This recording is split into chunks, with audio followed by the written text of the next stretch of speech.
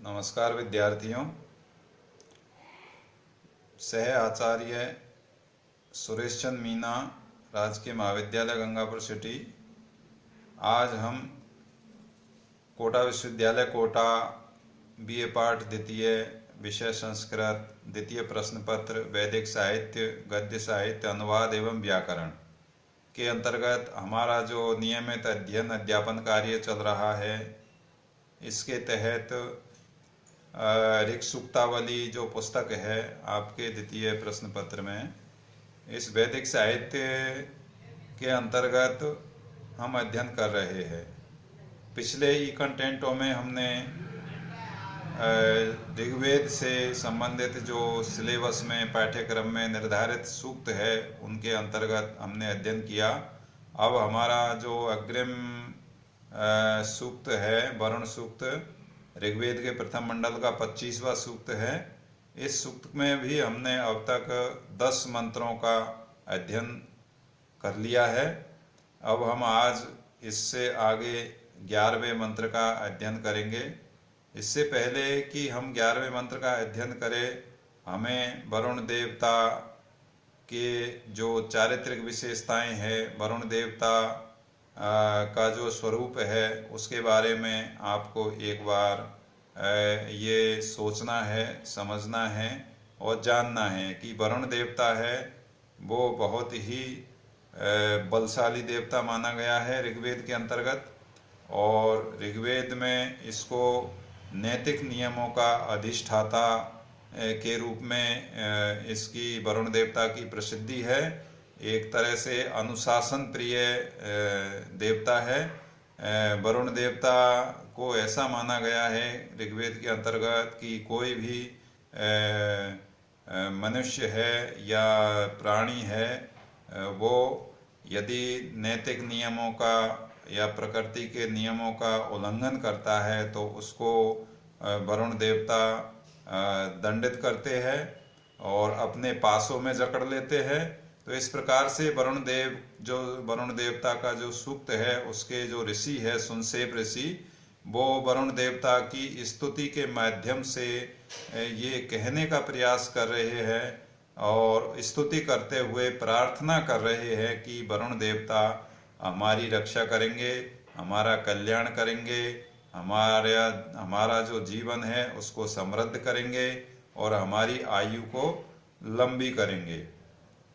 तो इस प्रकार से ऋषि सुनसेप ने वरुण देवता की बहुत सारी विशेषताएं हैं वो इस सूक्त के माध्यम से बतलाई गई है। विद्यार्थियों, आपको जो कोटा विश्वविद्यालय कोटा का जो प्रश्न पत्र है या सिलेबस है उसके अंतर्गत आपको ये बता देना चाहता हूँ कि एक देवता, चाहे वरुण देवता हो, अग्नि देवता हो या विष्णु सूक्त हो या संज्ञान सूक्त हो या कोई और सूक्त हो, उसमें जितने भी आपके सिलेबस है उसमें से एक सूक्त का जो वर्णन है, अर्थात किसी देवता की चारित्रिक विशेषताओं का वर्णन आपकी परीक्षा के पाठ्यक्रम में या पेपर में पूछा जाएगा।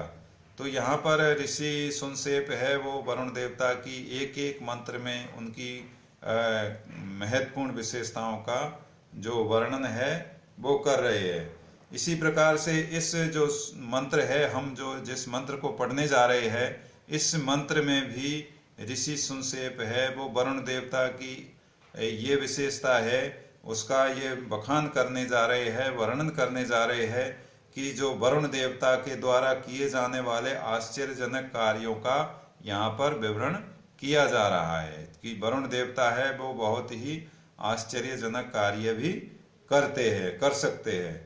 तो इस प्रकार से ये मंत्र है, अतो विश्वानि अद्भुता चिकित्वाम अभिपश्यति कृतानि याचे कर्तवाम। ये 11वां मंत्र है। इस मंत्र का हम अन्वय करेंगे तो अतो का अतः, चिकित्वान या कृतानि च कर्तवान विश्वानि अद्भुता अभिपश्यति। तो ऋषि सुनसेप है वो वरुण देवता की स्तुति करते हुए उनके द्वारा किए जाने वाले आश्चर्यजनक कार्यों का विवरण प्रस्तुत करते हैं कि अतः इसलिए, अतः चिकित्वान प्रज्ञावान या जान लेने वाले चिकित्वान अच्छी तरह से प्रज्ञावान जान लेने वाले हैं, तो इसलिए भली प्रकार से जान लेने वाला वरुण या मानी जो कृतानि मानी किए जा चुके हैं। ये कृतानि ये भूतकाल में आया है, यहाँ पर जो कार्य किए जा चुके हैं।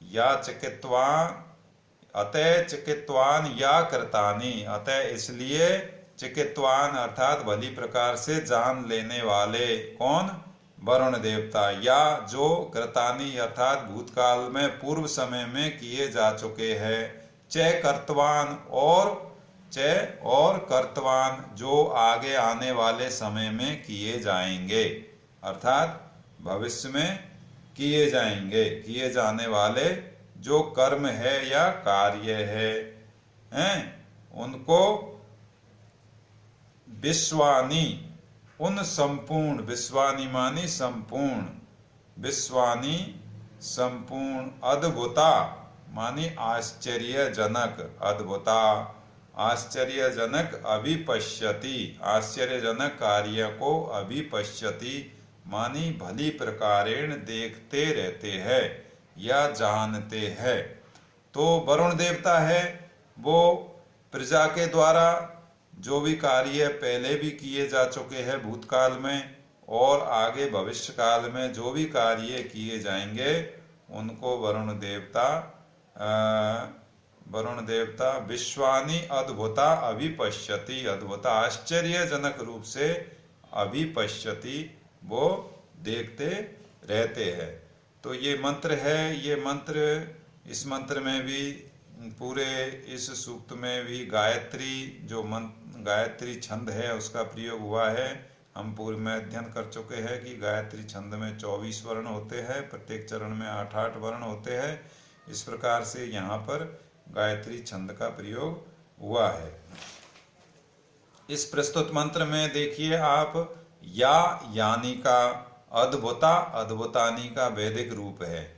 या आया है यहाँ पर और अद्भुता भी आया है, तो ये या यानी का और अद्भुता अद्भुतानी का वैदिक रूप है। इसी तरह से कर्तवा कर्तवानी का भी वैदिक रूप है। कृतानी में कृत धातु क्री धातु है और तय प्रत्यय है, और ये सायण ने इसका अर्थ भूतकाल में लिया है कि कृतानी का अर्थ भूतकाल में लिया गया है। यहाँ पर वरुण देवता जो वरुण है उसको लोकपाल माना है। वरुण देव है वो लोकपाल है, अतः लोकों के शुभ और अशुभ सभी प्रकार के कर्मों को वो जानता है, सभी प्रकार के कर्मों का वो ज्ञाता है। इस प्रकार से प्रस्तुत मंत्र में यहाँ पर जो प्रथम और तृतीय चरण है इसमें 7-7 वर्ण आए हैं। तो ये वर्ण की पूर्ति के लिए, जिससे कि गायत्री छंद के 8-8 जो अक्षर है वो पूर्ण हो सके, उसके लिए इसमें प्रयुक्त विश्वान्यद्भुता तथा कर्तवा को क्रम से विश्वानी अद्भुता तथा कर्तुआ पढ़ा जावे, तब जाके वो अक्षर पूर्ति होगी और जो गायत्री छंद है वो पूर्ण होगा। नमस्कार। अब हम अगला कंटेंट अगले मंत्र के साथ में उपस्थित होंगे, तब तक आप इसको ध्यान से पढ़िए। नमस्कार, जय हिंद।